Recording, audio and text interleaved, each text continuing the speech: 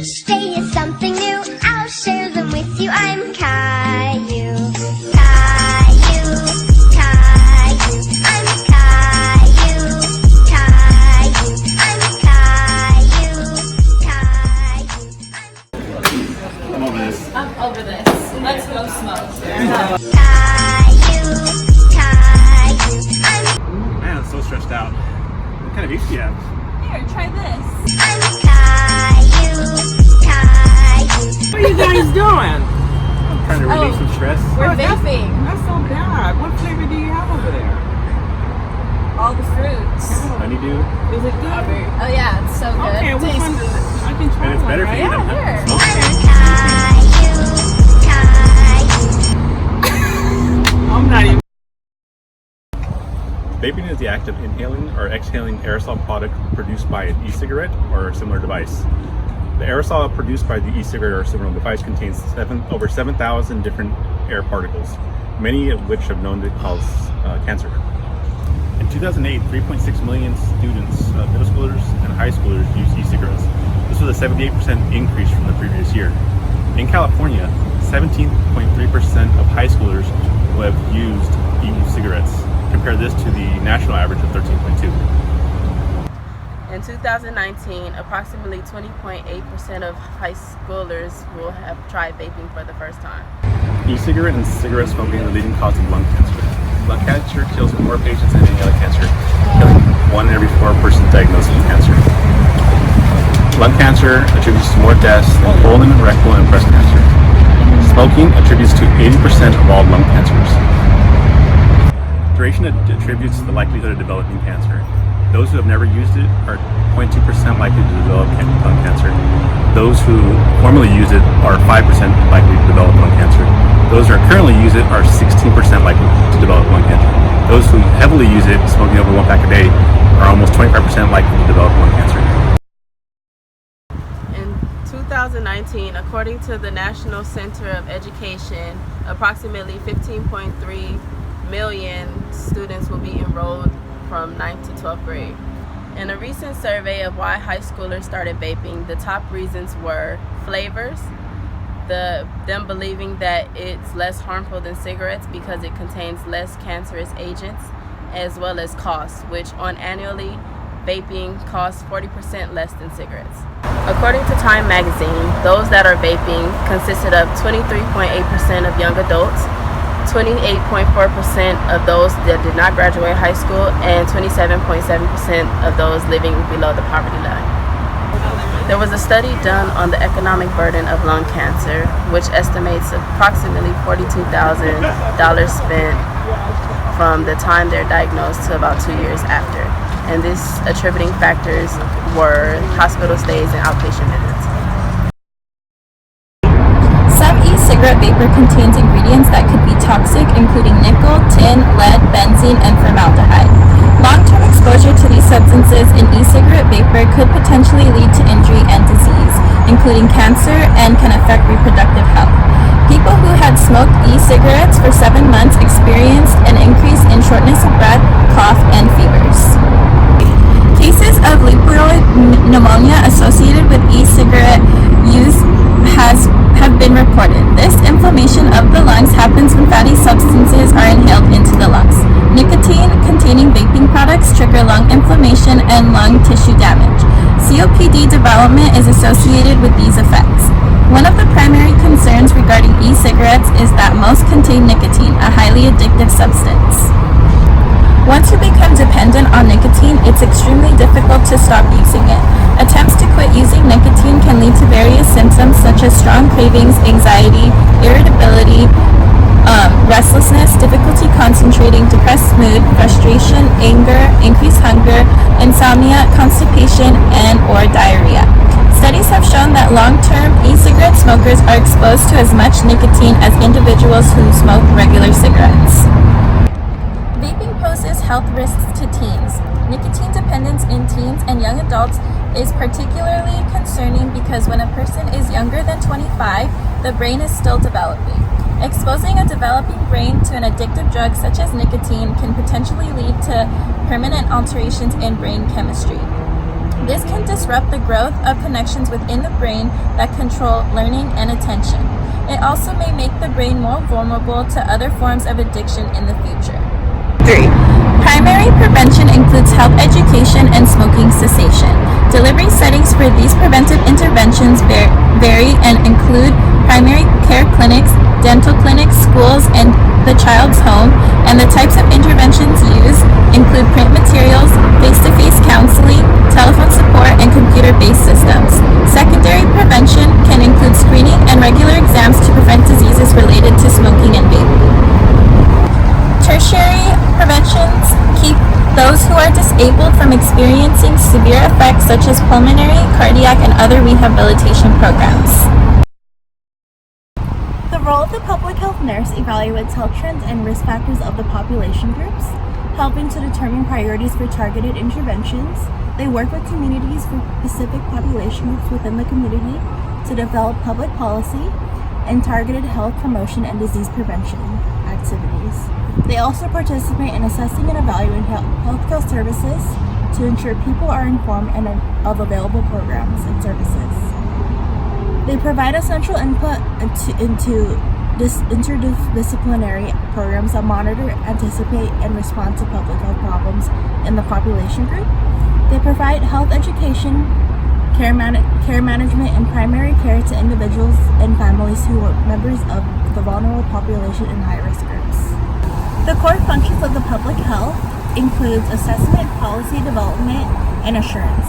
The nurse would assess the risk factors of vaping, the number of people, and to educate vapers to identify community health problems. For policy development, nurses would inform, educate, and empower people about health issues, make community partnerships.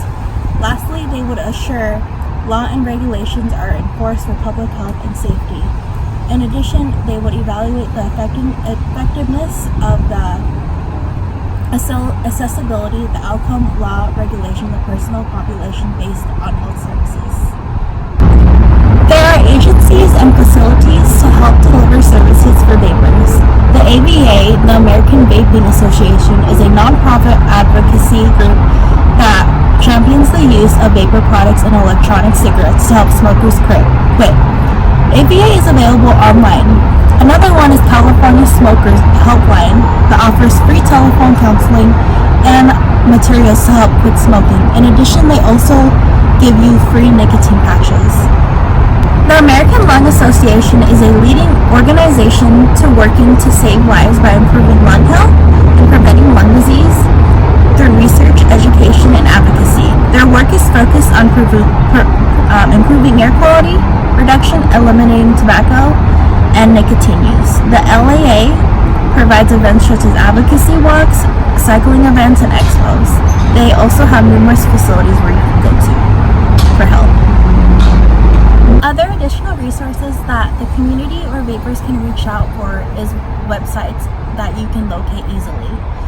Some websites include surgeongeneral.com, tobaccofree.gov, truthinitiative.gov, cdc.gov, inh.gov, and also there is a local facility called Reach Out. Reach Out helps with smoking cessation and anyone that needs to quit smoking. What's happening in the news right now is vaping. Vaping is affecting the youth right now, and this video I'm going to be showing is about Sarah Sema Herman, who is an 18-year-old who started vaping at the age of 15 years old by walking in a smoke shop despite being a minor. And Sema who has been healthy and active for many years. When she started dancing, and she even made the dance team during her freshman year in college.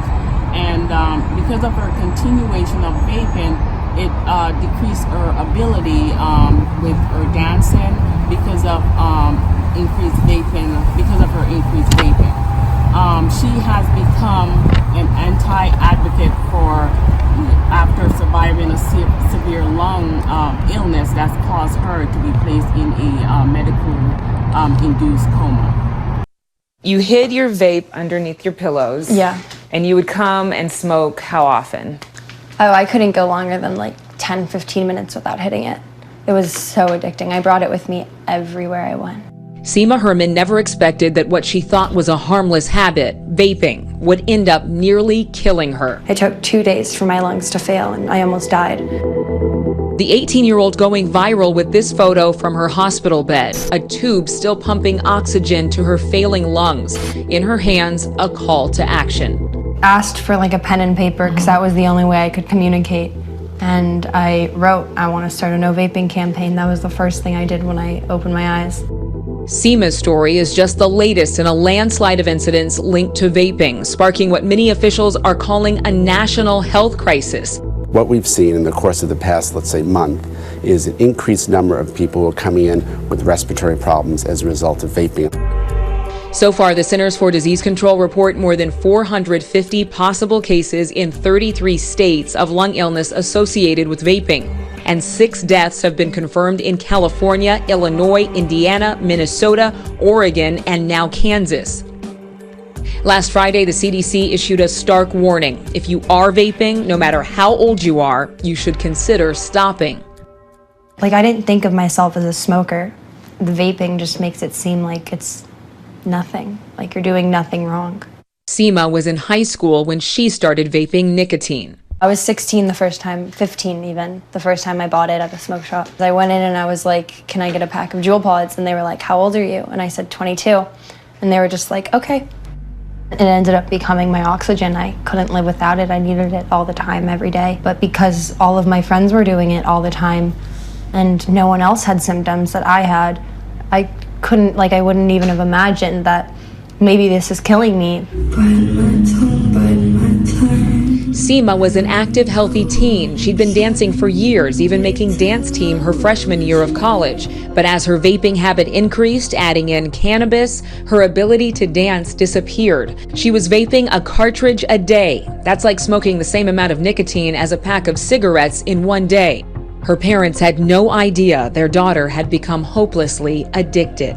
This healthy dancer dancing 12 hours a week stopped dancing because of it, stopped living because of it, stopped going to school and college because of it.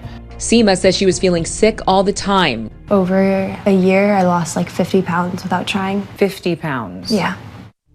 By this summer, Seema had stopped going to her college classes. She says her health issues were getting worse, but no doctor could nail down what was wrong. Did you not tell the doctors that you vaped?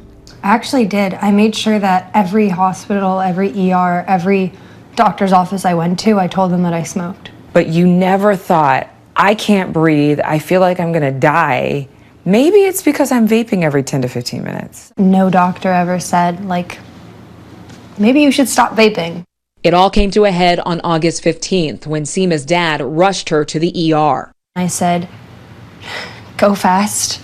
Don't let me close my eyes. Don't let me fall asleep or I won't wake up. Now, why did you say that? Because I knew I was dying. You felt death on you. Yeah.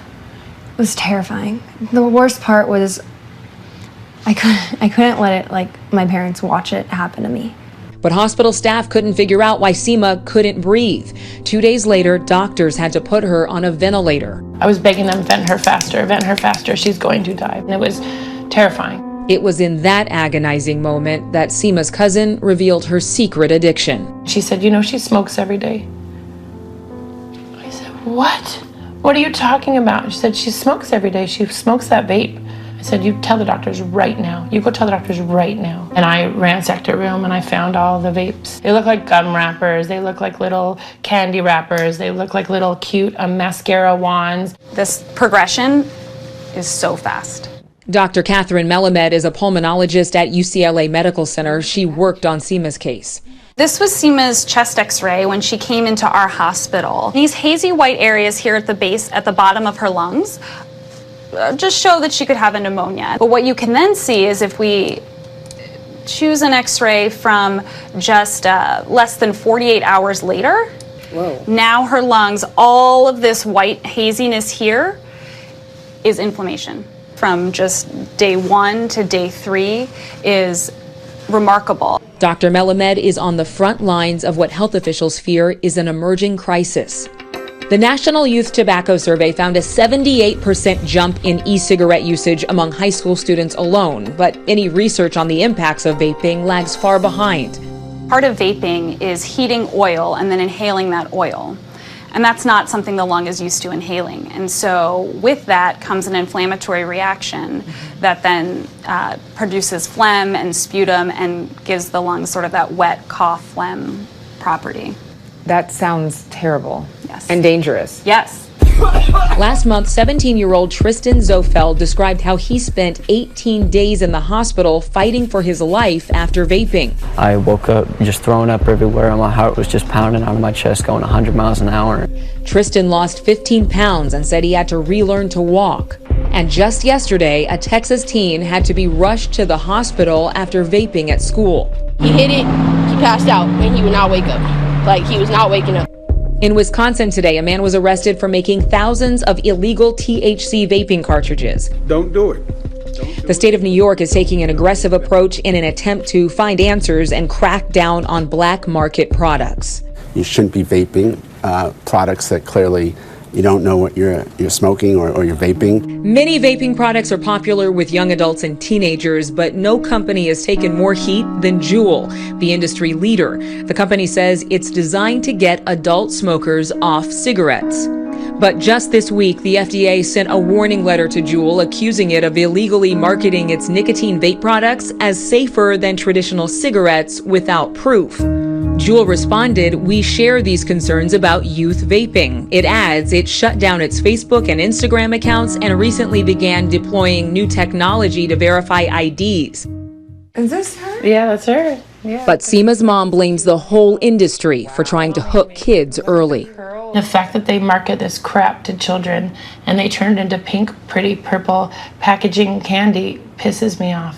There's a lot we don't know about the both short-term and long-term consequences of vaping. And so I would just say, don't. In the weeks since Seema has worked to rehab her lungs, she still feels that pull to pick up the vape. Now I don't necessarily crave the nicotine. I don't necessarily crave the weed. It's just craving like the act of smoking. So that's been my hardest thing of like staying away from it. But she hopes that going public with her story can keep her and countless others like her alive. What would you tell somebody who's under 18, who's thinking about vaping and says, I'm just going to try it one time to see what it's like? I would show them my pictures and say, I tried it once too. And then I tried it another time and then another time. It's just remembering that you don't need it. Like, it's going to kill you. For Nightline, I'm Adrienne Bankert in Los Angeles. Hi everyone, George Stephanopoulos here. Thanks for checking out the ABC News YouTube channel. If you'd like to get more videos, show highlights, and watch live event coverage, click on the right over here to subscribe to our channel, and don't forget to download the ABC News app for breaking news alerts. Thanks for watching. So what needs to be addressed an issue regarding vaping? First, we got to educate students and teachers. And we also got to review, update policy, tobacco and drug use. And also, we have to take some kind of physical step to discourage vaping. The next step, in order to prevent and decrease the issue from vaping, we got to decrease initiation of youth vaping. Also, we got to prevent poisoning from liquid nicotine. And lastly, we're going to promote U.S. Food and Drug Administration to approve tobacco cessation method for all age groups.